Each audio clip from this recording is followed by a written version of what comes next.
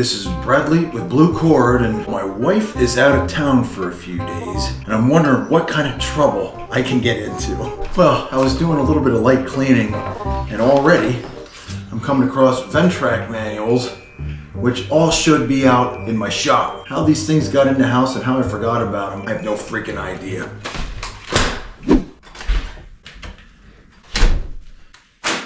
So one of the ideas that I have is I have a little bare spot out here on the slope in front of the shop. I thought I would use the new primary seeder and put a layer of seed down. And this isn't the greatest time of year, but it's still very early in the spring. So the seed should have a decent amount of time to germinate before it gets baked by the heat of the summer. The only issue is right now, this thing is buried all the way back there, and I got to move quite a few attachments to get this thing out of here. But let's knock this out this morning, wait a few weeks, see how it turns out.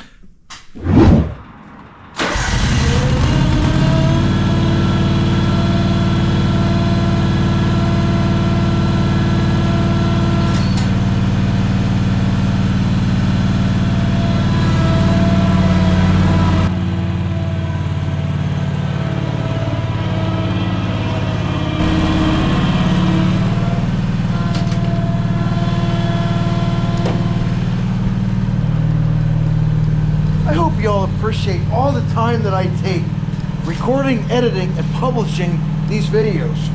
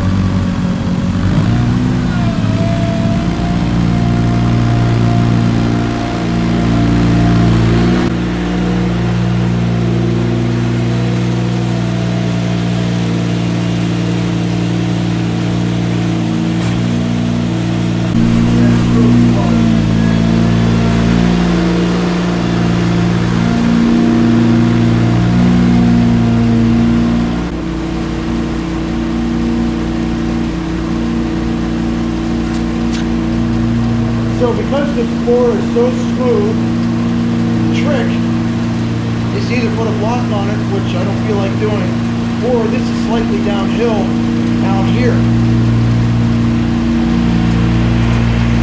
Then we'll just kind of let it gently roll back so I can properly hook to it.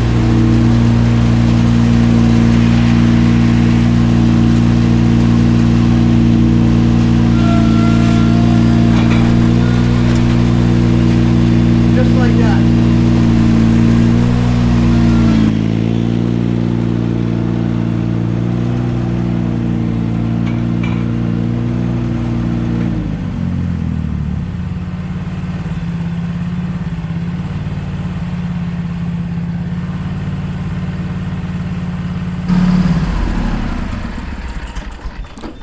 Okay, now we're going to see how much seed we have in here, because I'm not sure.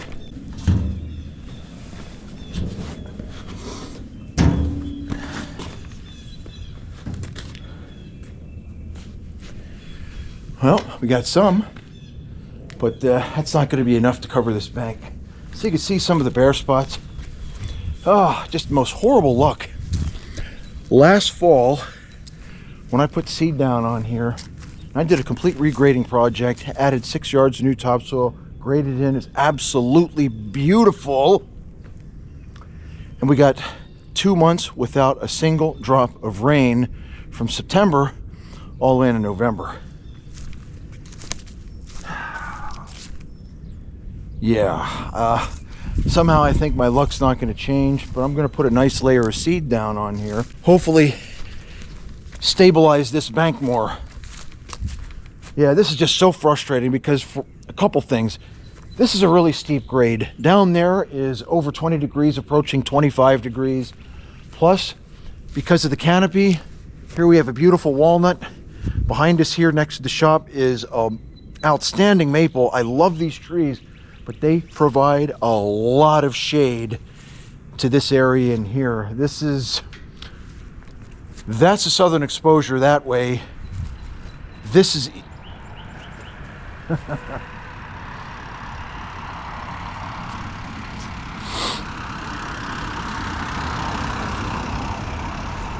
I'm not sure how many times they want to make sure they know that I saw them wave, but I try to be that guy and I wave to everybody that comes through my neighborhood here. So 25 degrees of slope, a lot of shade, and the soil conditions are very rocky. So you add all of those things together, very difficult to get decent turf to come up on this spot.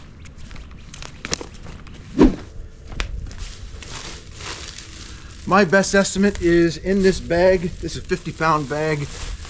We probably got at least 35 pounds left in this thing. So let's dump this in here, at least some of it.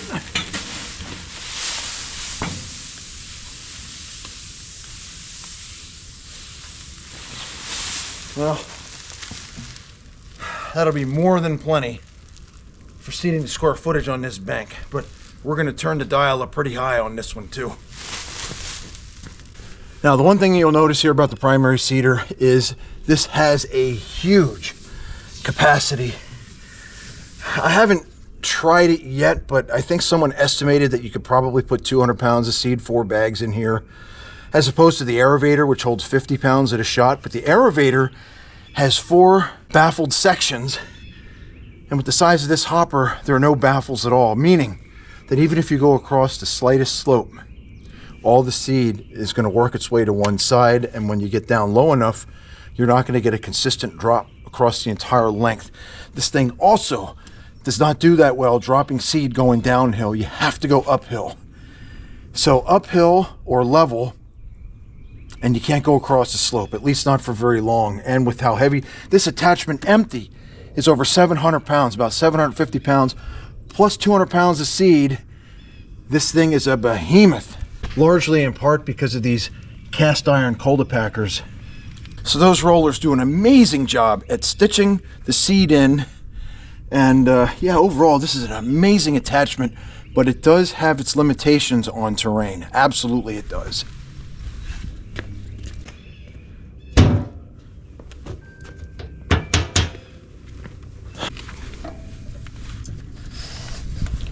4 should be pretty good. The one thing that the primary seeder excels, excellent, amazing, better than the Aera-Vator, is a consistent seed drop regardless of ground speed. Since the seed drop is directly connected to the Cultipacker rollers, drive this chain, which drives the seed drop all along here. It's a pretty awesome setup. Let's get started.